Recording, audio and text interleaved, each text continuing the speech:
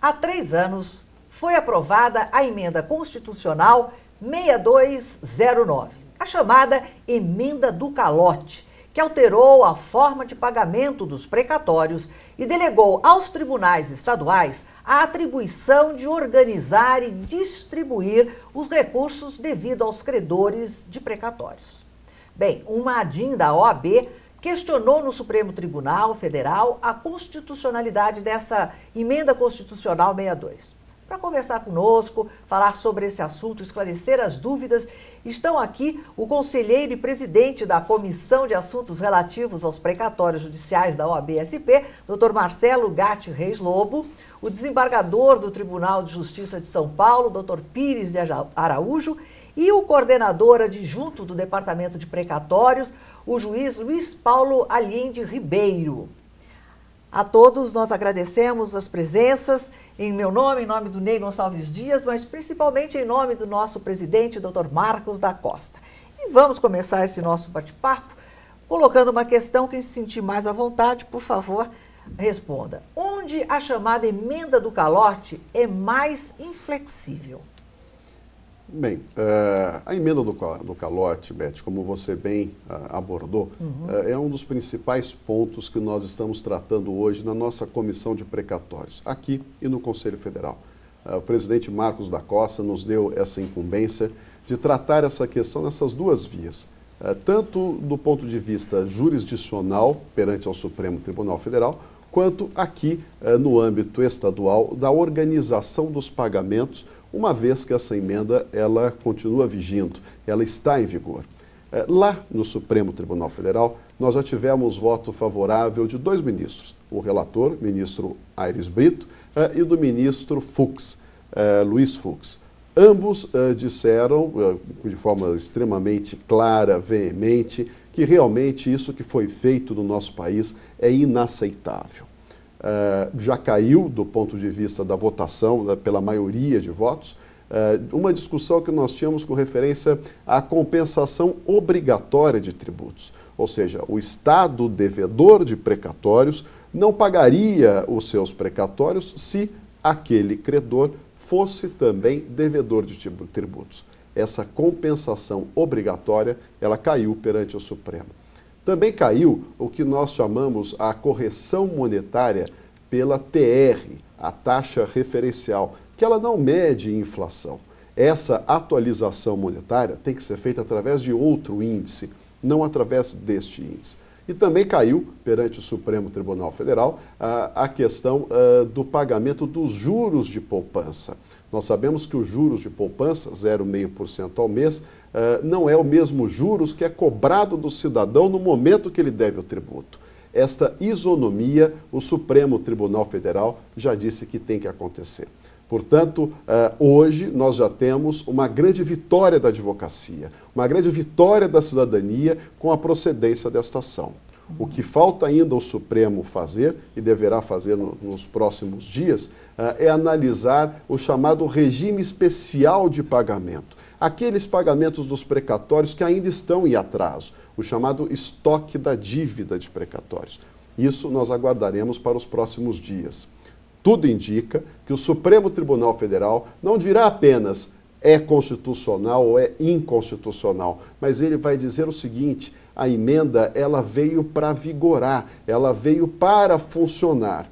E aí sim nós temos uma participação extremamente importante do Tribunal de Justiça de São Paulo, que aqui os nossos colegas, a mesa brilhante que está conosco, tem feito um trabalho excepcional. E é este caráter do efetivo pagamento dos precatórios, seja ele alimentar ou não alimentar, que o Tribunal de Justiça está fazendo, que refletiu no julgamento do Supremo e os ministros, portanto, tiraram esse processo de pauta para definir como ficará essa situação. Desembargador Pires, esse malfadado 62/09 diz o que, em resumo? Isso é para mim aprender. Eu posso entender que ele diz o contrário de tudo aquilo que o Dr. Gatti afirmou, mas de maneira mais clara eu gostaria de saber o que o 62, que provou essa ação de constitucionalidade do Conselho Federal. Eu vou tentar dar uma um resumo da 62/2009. Essa 62/2009, no regime especial, não no artigo 100, que praticamente o doutor Lobo falou, mas no regime especial, que é o 97, é o que nos interessa de perto no estado de São Paulo, por causa da dívida de precatórios. No início, a mim me parecia totalmente inconstitucional, ou despropositada. Mas como trabalhando com o tempo, inclusive com a ordem, nós fomos verificando que essa emenda 62/2009, no artigo 97, que trata do regime especial, na verdade, ela veio para moralizar o sistema. Ou seja, ficou obrigatório que nós fizéssemos um cadastro, todas as devedoras tivessem um cadastro dos seus credores. Nome, qualificação, RG, CPF. Isso foi importante para a moralidade e transparência dos pagamentos. E o que é mais importante, além de fazer esse cadastro, transferiu para o Poder Judiciário esse controle, que antes era feito município por município, autarquia por autarquia. Então o Tribunal de Justiça, malfadado de dizer que é uma moratória, ou calote, realmente 15 anos é muita coisa, mas ela veio para acertar isto, para fazer com que nós trabalhássemos com os dados mais concretos, inclusive com a possibilidade da ordem, através dos seus representantes, fiscalizar o Poder Judiciário, porque eles têm agora, no site do tribunal, a ordem cronológica, quem são os credores, como é que se processa esses pagamentos. Essa foi uma vitória, nós poderíamos dizer, da cidadania. Essa é uma exigência, veio depois do 62. Exatamente. Porque esse 62 não é tão ruim assim. Não. A parte ruim do 62 é aquela que 15 anos. É os 15 anos da moratória, é a forma de atualização, talvez. Eu não vou aqui discutir isso, porque eu vejo a parte prática. Mas eu vejo que trouxe mais benefícios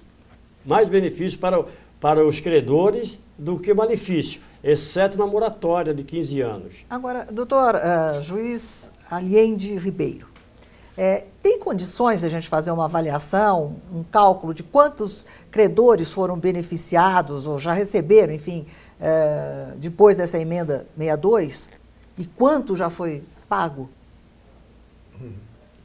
É uma situação complicada de fazer uma estimativa dessa forma, porque existe algo muito relevante.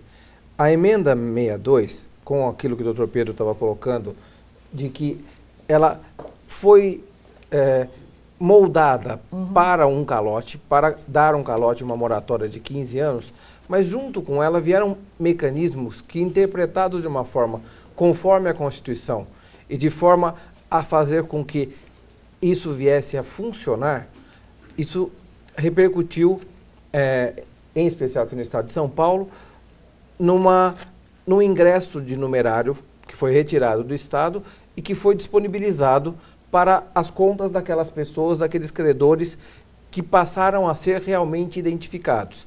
Antes da emenda 62, havia um controle de processos. Se fosse um processo que, em litisconsórcio, existissem 50 pessoas, não havia porquê ou necessidade de identificação de cada um dos 50.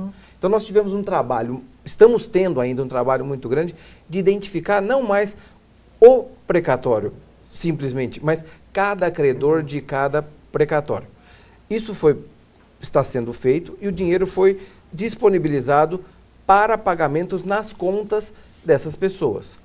Nós estamos ainda com uma fase de implementação desses trabalhos e nem todos os pagamentos que foram disponibilizados para as contas desses credores já chegaram às mãos, efetivamente, desses credores.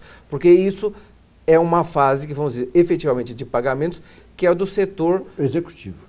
Do Poder Executivo. Não é nosso. Não. O Executivo já passou o dinheiro para o tribunal. O tribunal identificou quais eram os credores. Em a ordem cronológica, né? Na ordem cronológica e nas prioridades que essa emenda viabilizou para doentes. Pessoa que tem mais de 70 anos, ou uma doença e tal. Agora, magistrado Allende, A doutora Beth Russo está na fila do precatório. Mas ela sabe que ainda vai viver mais 30, 40 anos, mas ela gostaria de ter o grampo agora na mão. Ela vai receber 5 pau.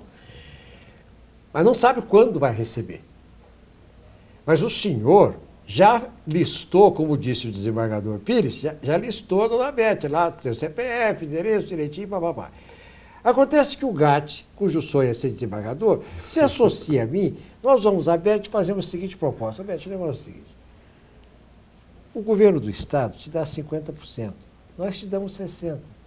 Então você tem 5 pau para receber, se tiver 5,30, nós te damos 3 milhões e você passa para nós. Aí ela passa para mim e para o GAT. Aí eu preciso fazer o quê? Uma escritura pública? Porque, veja bem, antigamente isso não era necessário, porque não havia a identificação que o Pires falou.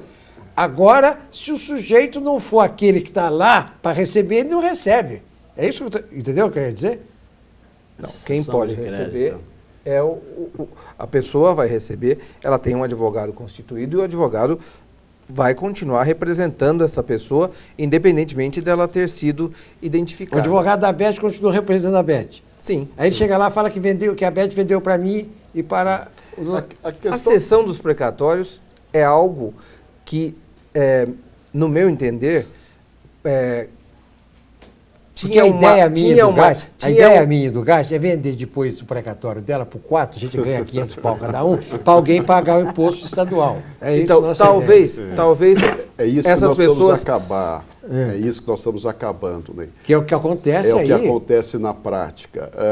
E como o desembargador Pires de Araújo comentou, a emenda 62, realmente ela é do calote, da forma como ela foi concebida,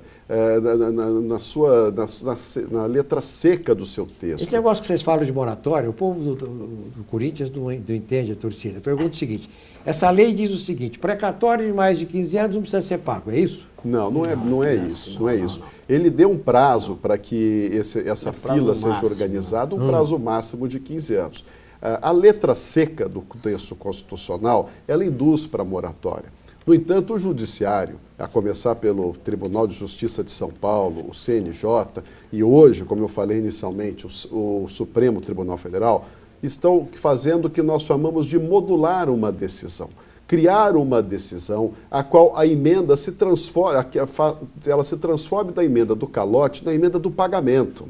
Essa é a mágica da questão. É isso que o Judiciário tem buscado e é isso que nós estamos concordando. O que nós não queremos, Ney, é que simplesmente nós não tenhamos um ordenamento jurídico próprio que determine e diga para a Beth quando ela vai receber e quanto ela vai receber. É essa insegurança jurídica que nós estamos lutando e que nós estamos combatendo. O Pires já pediu a palavra. Aqui o desembargador fala, aqui começa assim, é o desembargador, desembargador adjunto, que depois vai ser desembargador total e o futuro desembargador. Por favor, discordo, Ney. Ainda mais aqui na casa do advogado, nós não podemos ter esse tipo de situação. Ney, eu sou apenas um cidadão aqui que estou colocado nesse cargo. Na verdade, o que nós temos conscientizado desde maio do ano passado é para que o que ela quer fazer não faça mais, porque ela vai ter uma perspectiva de receber.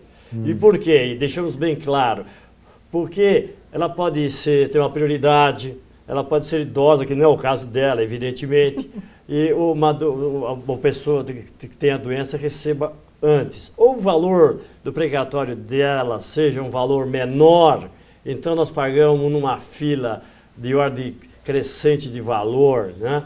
Então ela vai receber bem antes dos 15 anos, talvez até ela nem espera que ela receba.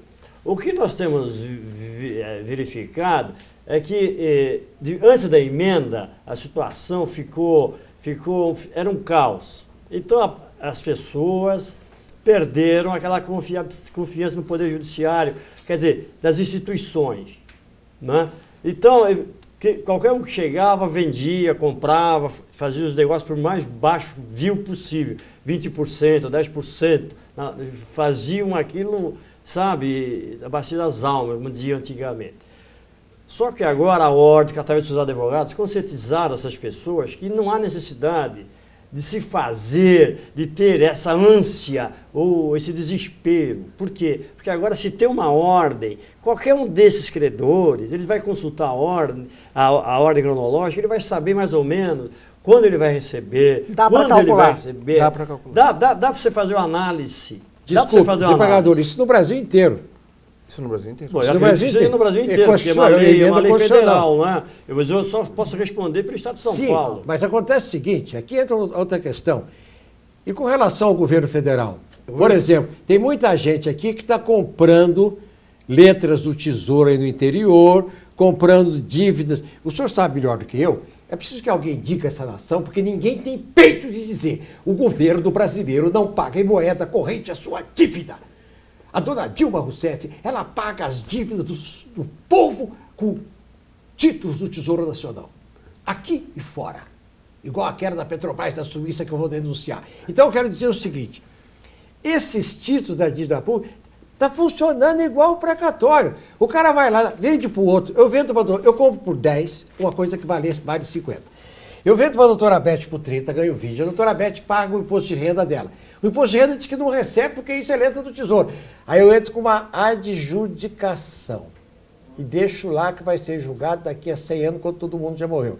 Então eu quero saber se esse negócio que acontece em São Paulo acontece no resto do país e com o governo federal. Senão, não é só precatório do Estado, tem precatório do município, tem precatório federal. Eu posso responder pelo Estado de Não Paulo. O Estado de São Paulo não há esse Mas essa tipo de emenda negócio. não é nacional? É nacional. É. Agora, a União, realmente, eu não sei como é que funciona. Porque a União, para nós... A União não tem dívida em precatório. Não tem a União dívida. tem pagos precatórios em dia há muitos e muitos anos. Tem uma coisa... Se paga com as letras do Tesouro. Não, paga em dinheiro, em espécie, depositado. Não Dinheiro. existe pirotecnia na União. O maior problema que nós temos dos precatórios, aí o maior problema do Brasil é exatamente São Paulo. São Paulo, Estado e municípios. Quer dizer que aqui é onde tem aqui o maior... problema. É o maior problema. Então deixa o Pires terminar o raciocínio dele. Não, exatamente. Então, o que nós estamos conversando é isso. Então, nós estamos... O Tribunal de Justiça está passando essa credibilidade para todos de que, evidentemente, tem pessoas que não vão poder ficar com o precatório na mão, tendo em vista, às vezes, problema de saúde e outras questões. Mas quem puder manter com aquele título na mão, que é precatório, ele tem uma possibilidade de saber quando vai ser quitado aquilo. Porque agora ele tem a transparência. E não precisa se desesperar mais. Não vai se desesperar mais. Ele não vai chegar e falar assim, nossa, isso aqui não vai ser pago nunca. Nem daqui 15 anos, nem que nem o senhor falou, nem daqui 30 anos. Não, agora onde é que o Aliende entra nessa história? O Aliende. Onde que o Aliende entra? Eu vou especialista nisso. O Aliende é diretor do Departamento de Precatórios do Tribunal ao qual o senhor pertence. Eu sou adjunto dele. É adjunto dele. Mas... Tem um ponto, antes de eu responder exatamente essa questão, tem algo que precisa ser esclarecido para as pessoas em geral, que é de uma importância muito grande. Os precatórios, essa coisa de não pagar precatórios, isso se criou a partir da ordem cronológica do artigo 100 da Constituição.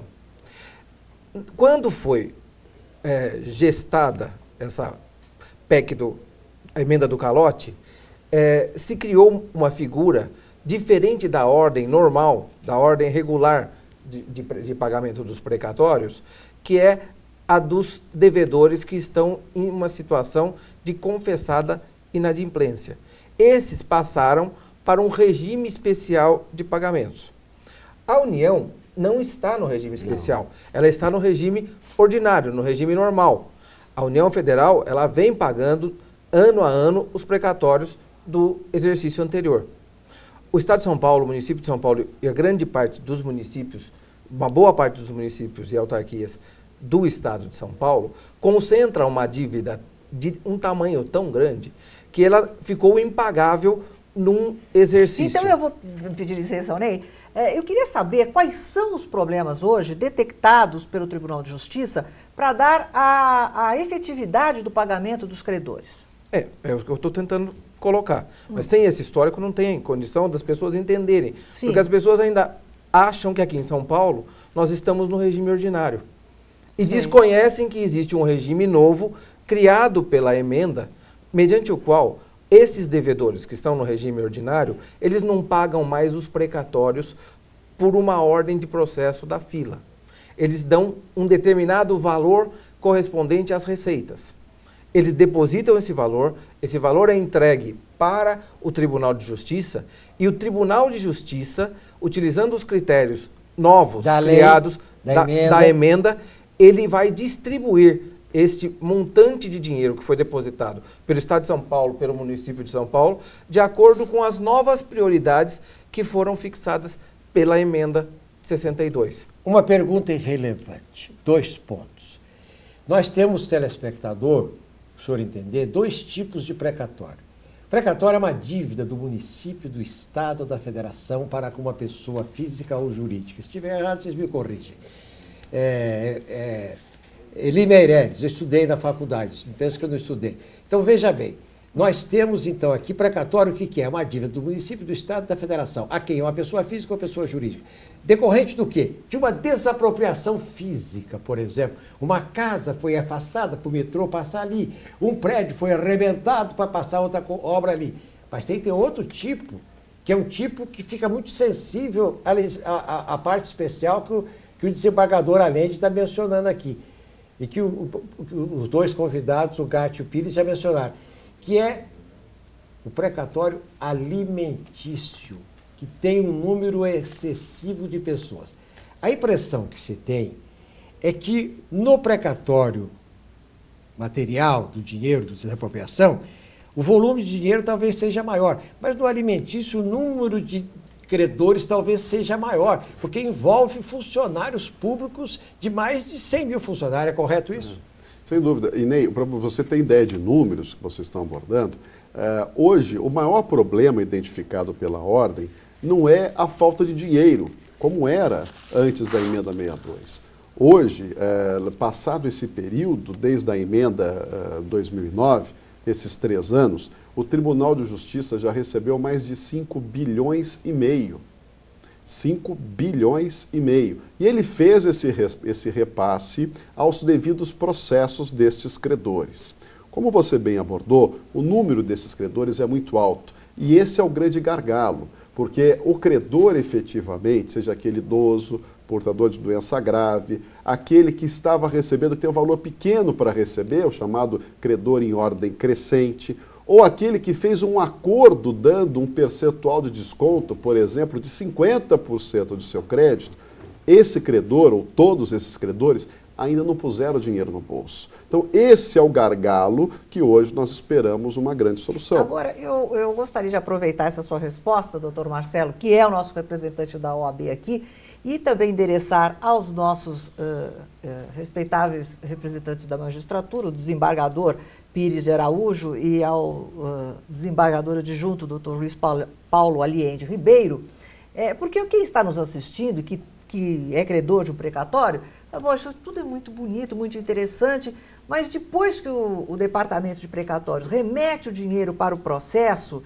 judicial, quanto tempo leva para um credor, quer dizer, para ele efetivamente receber o dinheiro? É isso que a população que está nesse processo, que está nos acompanhando, sintonizou, falou, pô, isso me interessa.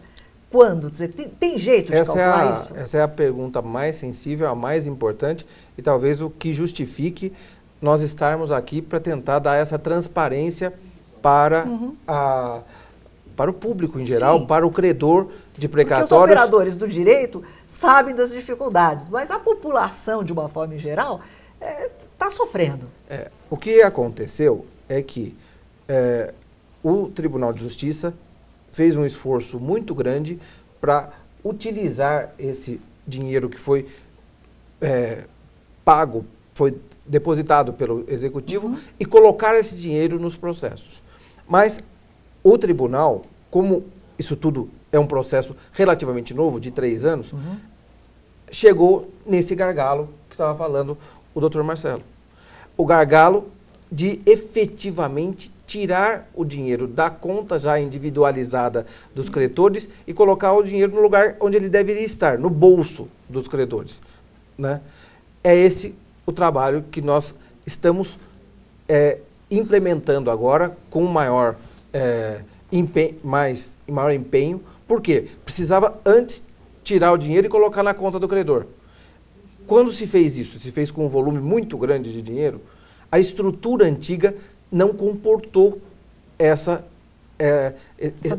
demanda.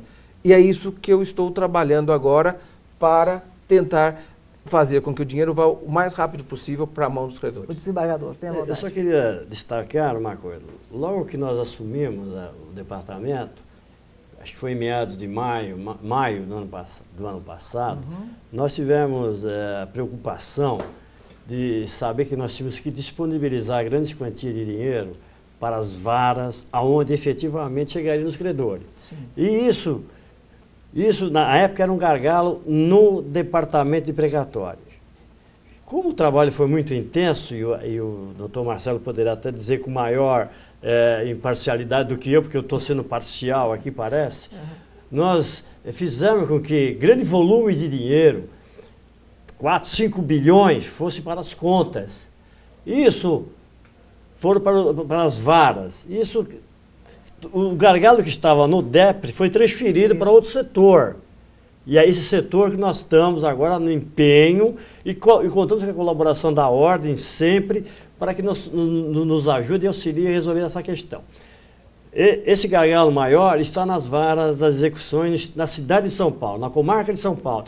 Porque quando vai para o interior, as comarcas são números maiores, os levantamentos são feitos, penso eu, com maior rapidez. Por quê? Vai uma quantidade de dinheiro, mas são várias as comarcas, então cada comarca pode ter uma eficiência maior pela quantidade. E aqui em São Paulo concentrou, na cidade de São Paulo concentrou. O estado de São Paulo concentra o Brasil, né? E a cidade de São Paulo concentra